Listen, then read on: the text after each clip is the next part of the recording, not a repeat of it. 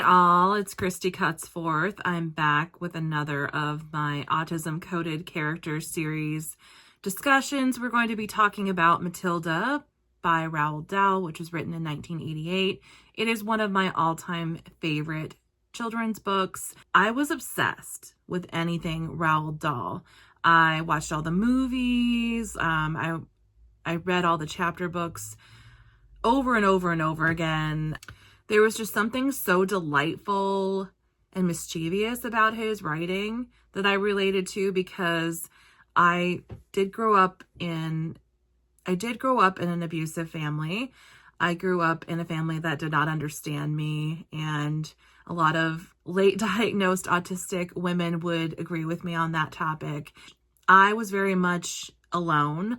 I was a latchkey kid. I often spent most of my time alone in my room. And what else did I have to do in my room other than draw? I did not have a TV. I would read several times a week during the summer. During school, I was usually busy reading the books that school assigned me, but in the summertime, I could read literally anything I wanted. And I was like a kid in a candy store, just like Matilda in the book. I wanted to talk about experiences that I share with Matilda, the reason why I think she is also an autism-coded character, and the profound impact that this book had on my life and still continues to have on children around the world today. We are mostly going to be talking about the book, not the movie, Matilda, and I know there was a Netflix series that came out. I have not watched that yet. But if you like that, let me know. If it's true to the book, let me know. I did grow up watching the Danny DeVito, Rhea Perlman, Mara Wilson Matilda, which is spot on to the book. So if you're looking for a really great interpretation of the book as a movie, that is spot on. One of the best movie versions I have seen of his work to date. So it's incredibly accurate to the book, but I still think the book is definitely worth reading if you haven't actually read the book and you've just watched the movie. Matilda would be proud of you if you would go actually read the book too. I did recently reread the book, and any literary analysis videos I do from now on, I'm going to reread the books and take copious notes because I'm a huge nerd. And so you can expect that. And that's why these videos might take a little bit longer for me to produce and to create, but I hope that you guys enjoy more long form content videos because I enjoy making them. But yeah, first things first, I want to go over Roald Dahl himself. Roald Dahl was born in 1916 in the UK to Norwegian immigrant parents. Before he started writing novels for children, he actually was in the military. He was an ace fighter pilot, and he got to start doing that. He was an ace pilot. He was a fighter. He was an intelligence officer. He did it all. He's very much like a jack of all trades kind of writer, which is why he's so good at writing such disparate characters and from different backgrounds and different types of people. I would imagine in his worldwide travels, he met so many different people, good and bad. I feel like he has a good grasp on the full spectrum of humanity, which makes him one of my favorite writers. One thing I did want to note about Dahl is that he was not seen as a particularly talented writer in school. One of his English teachers wrote on his school report, "I have never met anybody who so persistently writes words meaning the exact opposite of what is intended." He loves wordplay. He loves puns. He has a very dark sense of humor, which I also have. Another reason he's one of my favorite writers. I feel like Roald Dahl would be canceled in today's culture of everything being so politically correct, and that a lot of his villains are so violent and abusive in the books. But like, I don't know. I feel like it's important for kids to know that the world is not always a fair place. The world is not always accepting to people who are different, which in this case, Matilda was definitely ostracized and not accepted for being different, other than by a couple students in her class and Miss Honey, of course. He ended the war with the title Flying Ace because he had 5 war victories and air victories.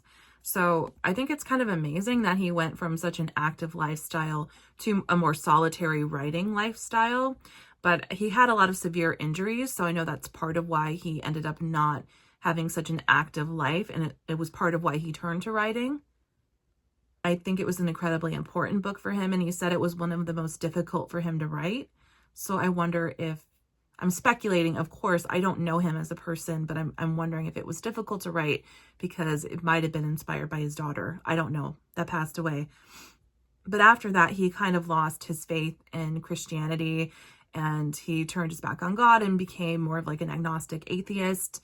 And it definitely made him a lot more cynical.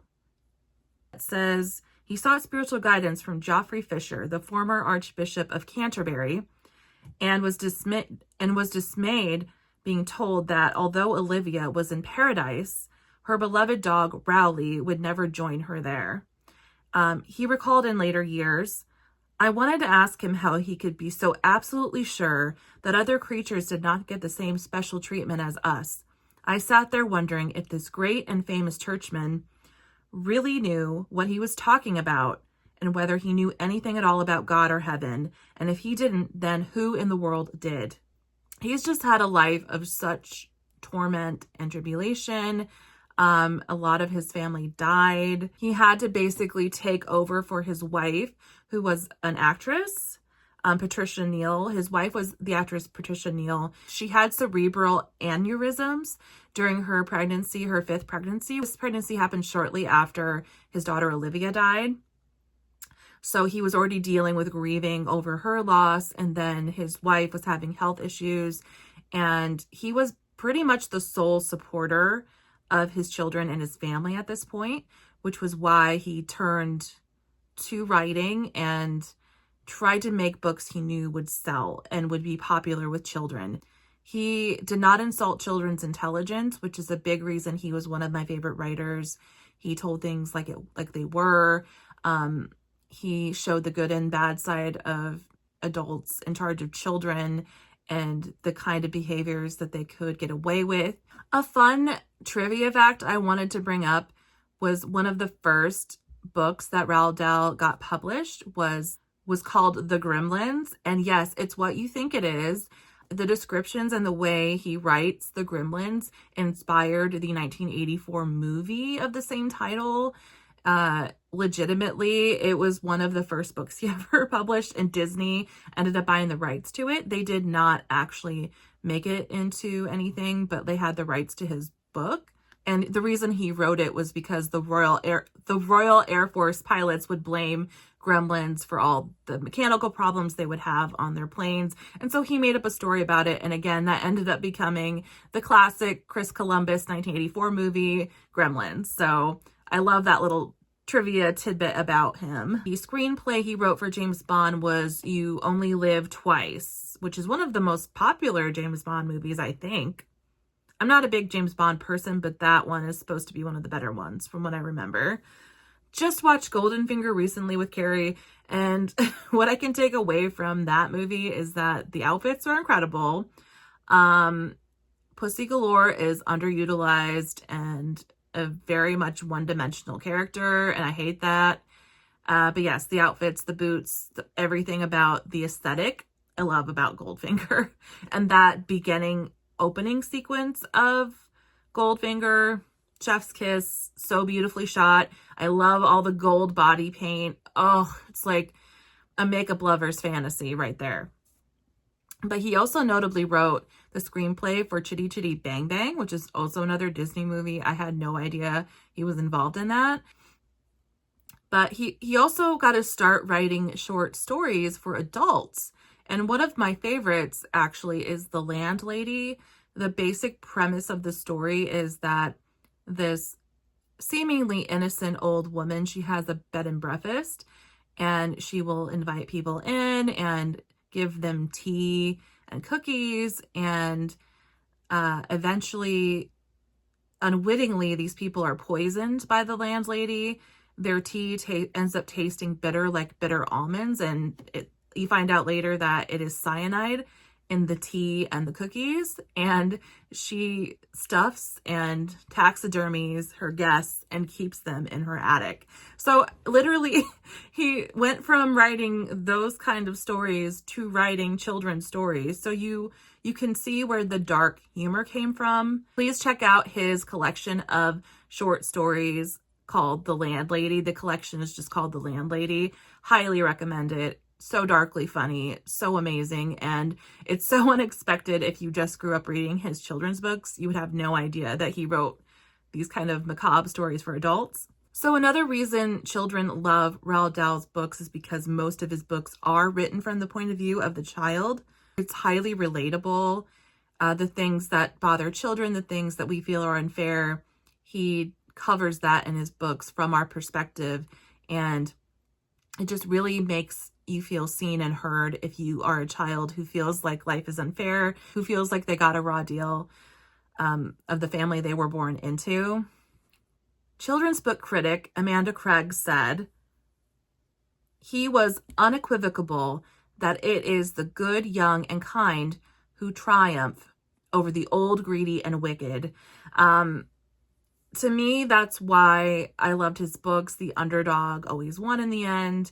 The villains got their comeuppance. It felt so vindicating and satisfying as a child reading these books. There's that element of schadenfreude, just seeing these terrifying, completely villainous and evil adults get their comeuppance. Like, that just doesn't happen in real life. So this is, for children that grew up in abusive families, these books were like the ultimate form of escapism. At least that was my personal experience. I can't speak for everyone else, but to me, that's why his books just completely blew me away and helped me get through my childhood, basically.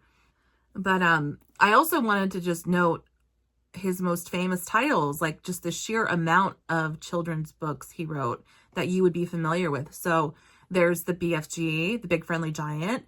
There's the Fantastic Mr. Fox. There is James and the Giant Peach, Matilda, Danny the Champion of the World. We have the Twits, The Witches with Angelica Houston. Oh my gosh, if you haven't seen that movie, what are you waiting for? Go watch it. It's a classic. Oh, and of course, last but not least, and probably his most famous, is Charlie and the Chocolate Factory, which has been made into multiple movies. The only acceptable one is the Gene Wilder movie from the 1970s. Don't even get me started on the Tim Burton version. Nope, not having it.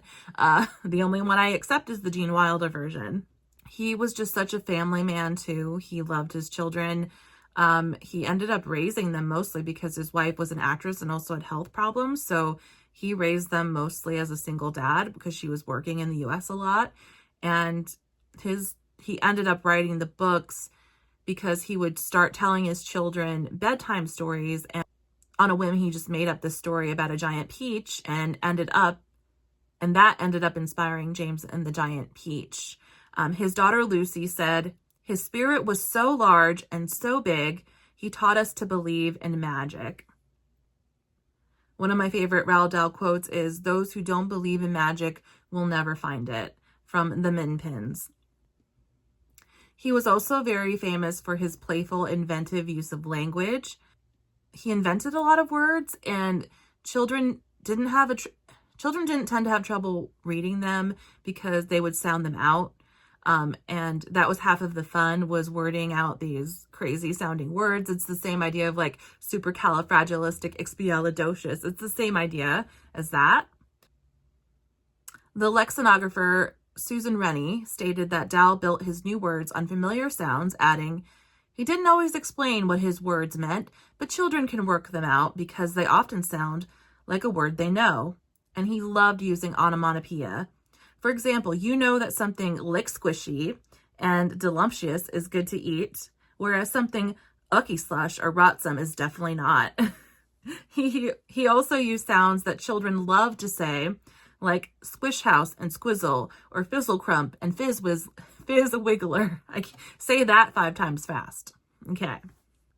When asked about the secret of his success, he said, "The thing you've got to remember is that humor is delayed fear. Laughter is delayed fear." And then Barry Cunningham, he was the marketing director for Penguin Books, which Penguin Books published his books. He said, if you look at the way he uses humor and the way that children use humor, perhaps sometimes it's the only weapon they have against terrifying circumstances or people.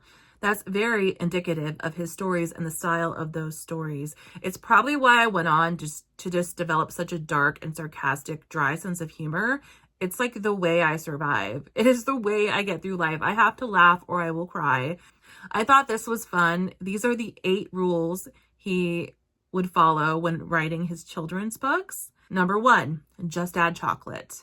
Number 2, adults can be scary. Number 3, bad things happen. Number 4, revenge is sweet. Number 5, keep a wicked sense of humor. 6, pick perfect pictures. 7, films are fun, but books are better. Agreed, Roald, agreed. 8, food is fun. Oh my gosh. Roald, this is why your books were made for me. I agree with every single one of those. Matilda was written and published in 1988. It was his last children's book that he published before his death. And I honestly think it was inspired. This is a speculation, but I think it was inspired by his daughter, Olivia, who passed away when she was about 7 years old. He also had another daughter named Lucy, who could have also been the inspiration for Matilda's character. Inspiration for Mrs. Trunchbull actually came from somebody Roald Dahl knew in real life. He said that she was the mean and loathsome Mrs. Pratchett, owner of the sweet shop that Dahl went to as a child when he lived in Cardiff, and she inspired the character. And Mr. Wormwood was based on a real-life character from Dahl's home village of Great Missenden in Buckinghamshire. The library in Missenden was the inspiration for Mrs. Phelps' library, where Matilda devours classic literature by the age of 4 and 3 months. On Matilda's love of reading books, Lucy Dahl, his daughter, stated that her father's novel was in part about his own love for books. I think that there was a deep, genuine fear within his heart that books were going to go away, and he wanted to write about that. Another reason I want to talk about books more on my channel, how many people actually read books, like legitimately read more than 1 or 2 books a year? I would love to know this. I feel like people are just losing the attention span to pay attention to novels, to pay attention to great literature of the past. I feel like I'm one of the only people I know in my current circle even that reads historical classics. Like, again, one of my favorite books is The Count of Monte Cristo.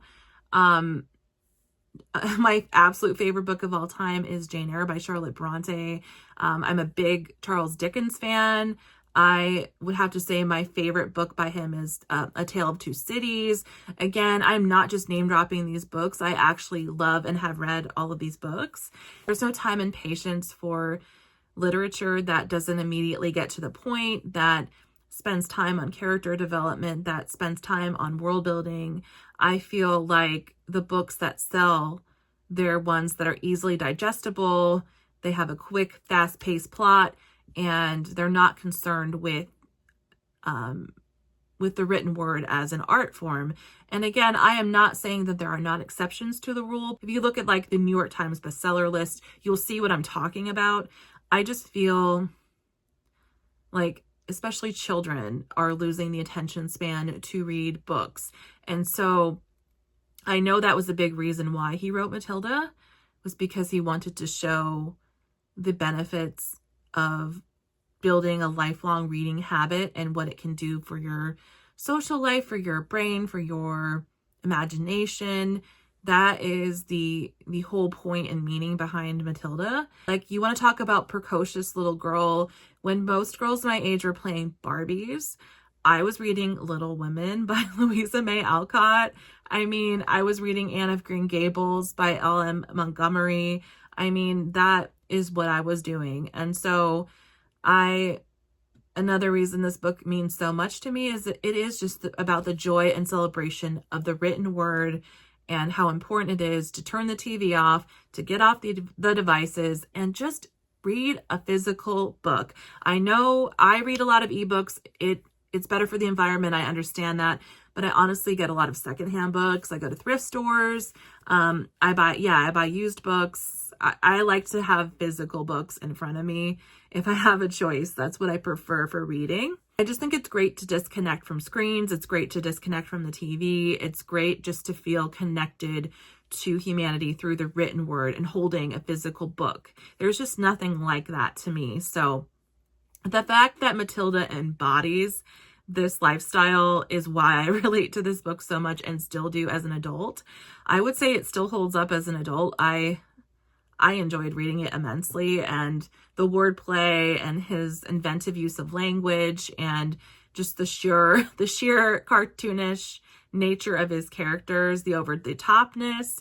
I was entertained the whole way through. When Matilda lists out her giant reading list for like when she's like 4.5 years old, I was like checking off all the books I've read, but I didn't read all of those books.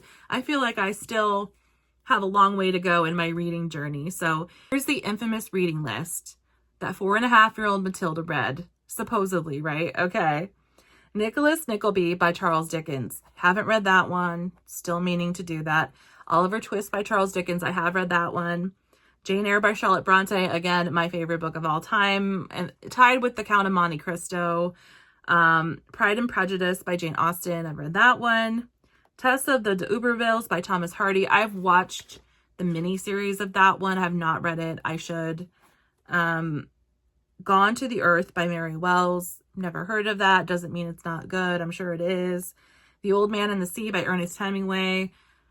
I try to get into his work. I don't know. I do like A Movable Feast by Ernest Hemingway, but I don't know. It's just too masculine for me. It's too macho. It's too, like, I don't know. Just his ego gets in the way sometimes. I don't know. I'm just not a big Hemingway fan. Don't come at me, please. But A Movable Feast is good, and I would recommend that one.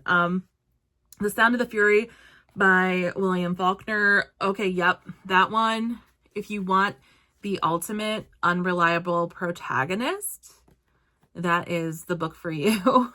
Grapes of Wrath by John Steinbeck. I've read that one. The Good Companions by J.B. Priestley. I've not read that one. Brighton Rock by Graham Greene. I've not read that in particular, but I have read some of his short stories, and he is a genius. Animal Farm by George Orwell. Have read that one. And I like that what Matilda said about Hemingway. This comes from the book. Mr. Hemingway says a lot of things I don't understand, Matilda said to her, especially about men and women. But I loved it all the same. The way he tells it, I feel I am right there on the spot watching it happen. Getting into the autistic traits of Matilda, she definitely has issues with reading social cues sometimes, especially from people she does not deem logical or who isn't morally aligned with her. She does not know how to navigate those relationships or pretend to go along with what they're saying to just get by. I feel like she does make herself stand out because of her moral outrage at some of the things that happen around her, like with her father, who she views as crooked because he's cheating his customers. He fills the engine with sawdust so that they can drive out of the lot, but then it only gets so far away and then the car breaks down. She just views him as like her nemesis in the house and her moral adversary. The same with Mrs. Trunchbull, the head of the school that she goes to. She is a huge bully. She's a physically massive and intimidating person. She uses her muscle and her weight to bully people and get her way in absurdly violent ways. Like, actually, several students, she physically assaults them. Like one boy she picks up by his ears, and it's implied that the ears actually stretch out and they don't go back to the normal size. There's a little girl with pigtails. She hates little girls with long hair and cutesy hairstyles. So she was in the Olympics. She did shot put or javelin throw or something like that. And she launched the child by the pigtails over a fence. Like, none of the children were seriously hurt, like, but I want to point out just how graphically violent Mrs. Trunchbull is. And I could see why you would need to talk to children about these books and these characters so they know that it's cartoonish. It's not meant to be realistic. It's a parody of an evil person, a morally reprehensible person. But yeah, she in particular does not know how to hide her outrage at people she deems unfair, unjust, violent, emotionally abusive, and she just speaks her mind, and it does get her into a lot of trouble sometimes, especially with Mrs. Trunchbull. Another autistic trait I want to point out, it should go without saying, is her obsessive love of reading. She, as a little child, would go at the beginning of the day while her mother was playing bingo to the library and read until her mother came to pick her up way later in the afternoon. Like, she would read books cover to cover, and she read through pretty much the whole children's library within like a year or something like that, and then moved on to adult books. So yeah, she has very single-minded focus and interest, and that is books and learning in general. I would say literature and mathematics are her two special interests, and she's very focused on those things to the exclusion of all else. Sometimes she misses out on real life connections and friendships because she spends all of her time reading. She does develop a few friendships in school, but she finds it hard to relate to a lot of the other students because she's so different. And again, Miss Honey, her teacher, tries to place her in a higher level at school, and Miss Trunchbull steamrolls that idea. And even though she can see how bright Matilda is, Matilda's father sold her a faulty car, and so she views Matilda as rotten and a criminal like her father. She's even more unfair to Matilda than a lot of the students in the school because of this. I also did want to point out that a lot of autistic children, they tend to be set up to be abused a little bit more than neurotypical children because they're very different than their families. They're harder for their parents to relate to because they have a different way of viewing the world. And if you have parents that are immature and do not take an interest in the things that those children are interested in, like Matilda, they become extremely neglectful, abusive, and they isolate the children from a normal childhood and a normal life.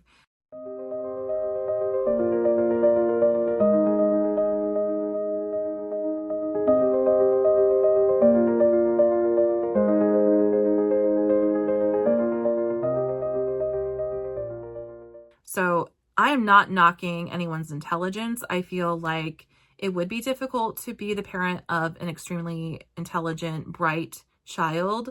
Literally, Miss Honey is trying to support Matilda and give them resources to help her in school and tries to get her into a higher grade level. They completely dismiss Miss Honey.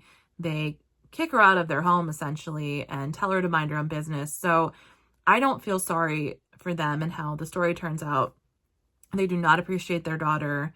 And this quote kind of breaks my heart. Occasionally, one comes across parents who take the opposite line, who show no interest at all in their children. And these, of course, are far worse than the doting ones. So that's talking about Matilda's parents and their extreme neglect of her. Another reason I think Matilda is autistic or is coded that way is that, yes, she's extremely bright and advanced in certain areas, but then she can be behind in other areas, such as her inability to navigate the complex social web that is humanity. You know, she will not do things unless she considers them fair and just. She doesn't just blindly take her place in society. She questions things, and society does not like precocious young girls who question things. An example of that from my own childhood. I was the precocious girl in church, in Sunday school, who would ask questions like, where does the universe begin? Where does the universe end?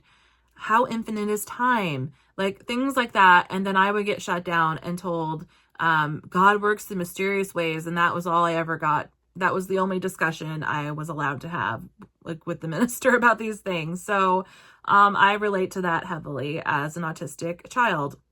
A quote that demonstrates her advancement in a particular area, and again, we're talking about, there's different levels of autism, okay? There's type 1 autism, which is a low support autism. It means that you can mask, you can kind of get by, and you tend to be high functioning in certain areas as far as like school and work and intellectual topics. You could really excel at some things, but then be behind in other places.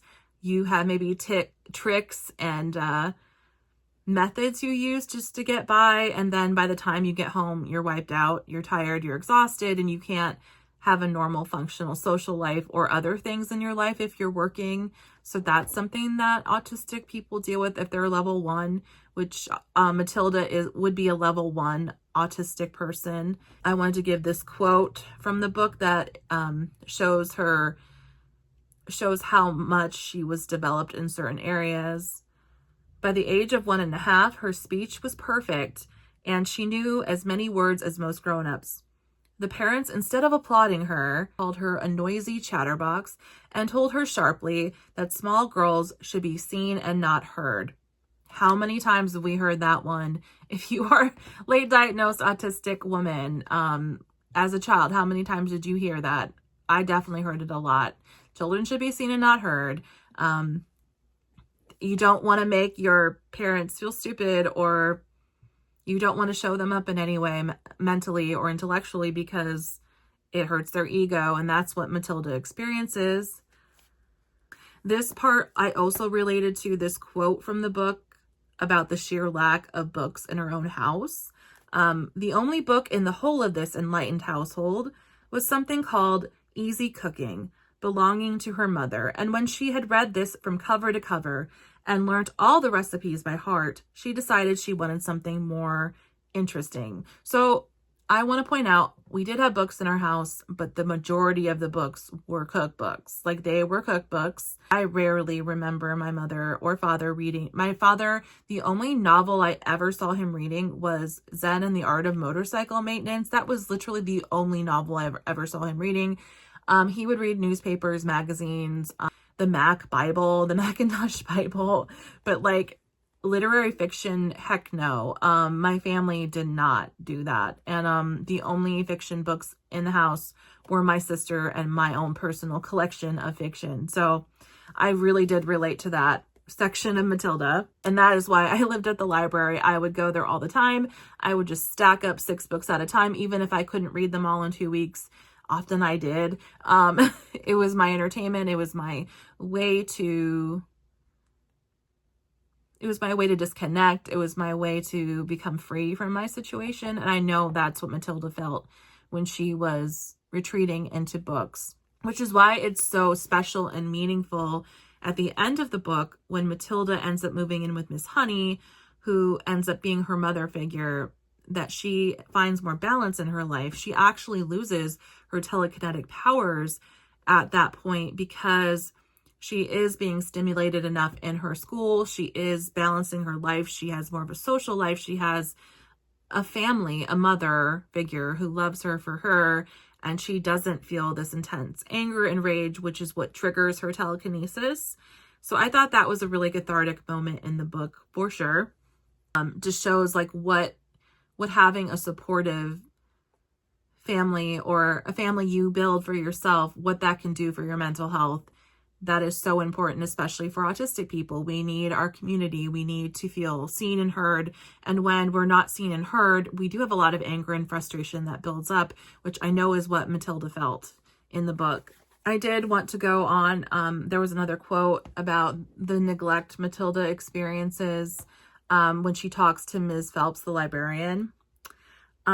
She says, Ms. Phelps says, "But what do they expect you to do every afternoon in an empty house?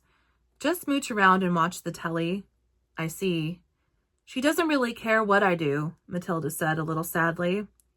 So I really did relate to that. And yeah, I definitely pointed out the parallels in her experience and my experience as an autistic child, precocious child. So my main takeaway from reading this book, and as an adult especially, is the themes of fighting back against injustice, making your own family, making your own support circle, how important that is. An autistic child is particularly vulnerable in these situations because a lot of times they are high masking, high functioning, and they can pretend everything's fine. But if they're not receiving the support they need at home or the stimulation, they often don't thrive like Matilda did. They often aren't able to stand up for themselves and their needs, and they often go undiagnosed, unsupported, and then when they reach adulthood, what happens is that they become extremely burned out. That is what happens to a lot of type 1 autistic people in particular. They just reach a point when they burn out and they can't function anymore. And so I like to think Matilda is a fairy tale, a positive fairy tale of what could happen if, as a child, you receive the proper supports you need to thrive as an autistic person. So that is why the book holds up for me today. It is a hopeful story. It is the story of an autistic child that finds a parental figure to support her, who makes her own friends, her own connections, and escapes her abusive family. And so I know that's why a lot of people like me relate to that book, and I know it meant a lot to precocious autistic, undiagnosed women of my generation in particular. So yeah, please check out the rest of his oeuvre. He has written so many incredible children's books. I would say maybe read the book first before you share it with your children, just because there are adult themes. There are violent themes in a lot of his books. The Witches has supernatural elements as well. I suppose there are supernatural elements in this book. Like there's a scene where Matilda finds out that Mrs. Trunchbull has been abusing Miss Honey, her niece, for several years, and may have killed her brother-in-law. It's hinted that she killed Magnus, Miss Honey's father, for the home and for the money and the property. So yeah, there are adult themes. There's violence to children, and some of that can be triggering. So just keep that in mind.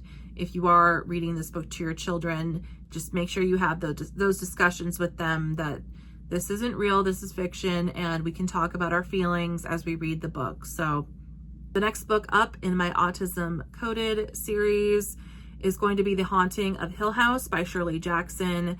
And we're going to be deep diving into the character Eleanor, who is the protagonist of that book, and that she is an autism coded character and why I think so. I hope you guys enjoy my book talk. Again, if you're interested in me starting a book club, I would be all about that. Would love to do more literature content on my channel because, as I said, it's incredibly important to read and promote literature and books that we care about. For the next generation as well, for Gen Alpha, for Gen Z, they need to know how important it is to cultivate a lifetime reading habit and a love of reading. It opens your mind. It makes you more empathetic. It makes you a kinder person. It makes you a more well-balanced person to see things from other people's perspectives. And it's just entertaining. It entertains you in a way that a movie or a show cannot do, because you use your imagination, you envision these characters, you envision the world they come from. It is incredibly vivid and an amazing experience.